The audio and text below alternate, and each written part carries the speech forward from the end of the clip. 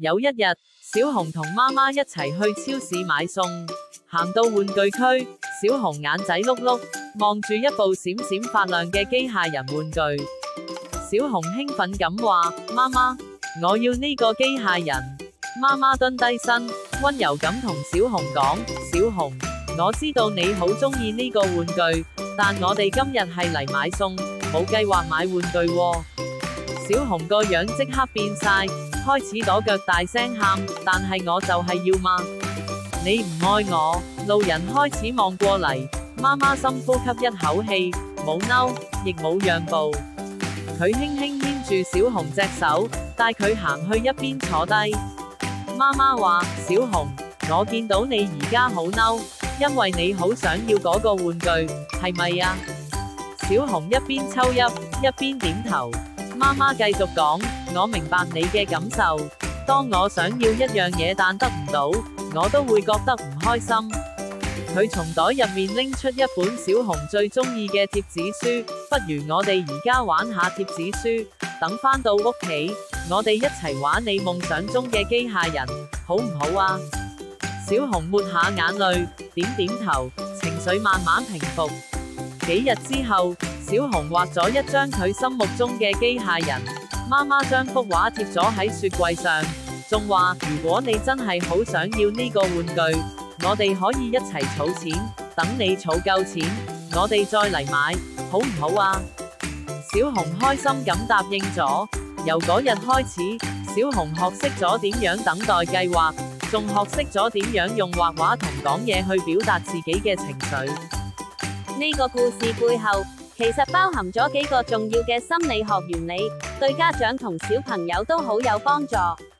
第一個係情緒共情 （emotional validation）。媽媽一開始冇否定小熊嘅情緒，反而係認同佢嘅感受。研究發現，當小朋友覺得自己被理解、被接納，佢哋會更容易冷靜落嚟，亦會慢慢學識點樣分辨同處理自己嘅情緒。第二個係設立界線 （setting boundaries）。媽媽堅持今日唔買玩具嘅原則，呢個做法好重要，因為小朋友需要清晰嘅界線，先可以知道咩行為係可以接受，咩係唔可以。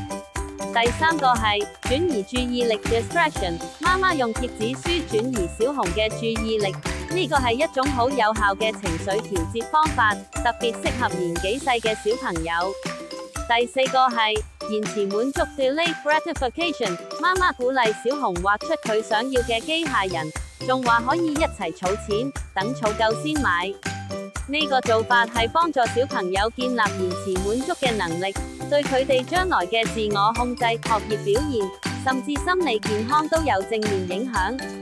你可能聽過棉花糖實驗，就係講緊呢樣嘢。最後一個係正向行為替代 （positive behavior substitution）。媽媽冇責怪小熊發脾氣，而係引導佢用畫畫嚟表達自己想要嘅嘢。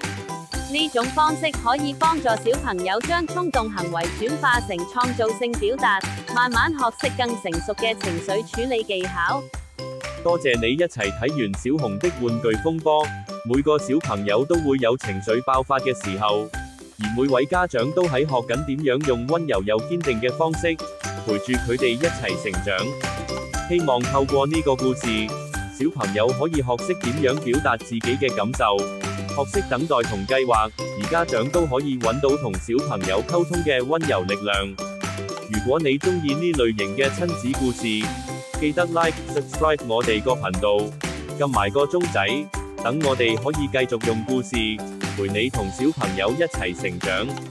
我哋下次見啦，Tilda，拜拜。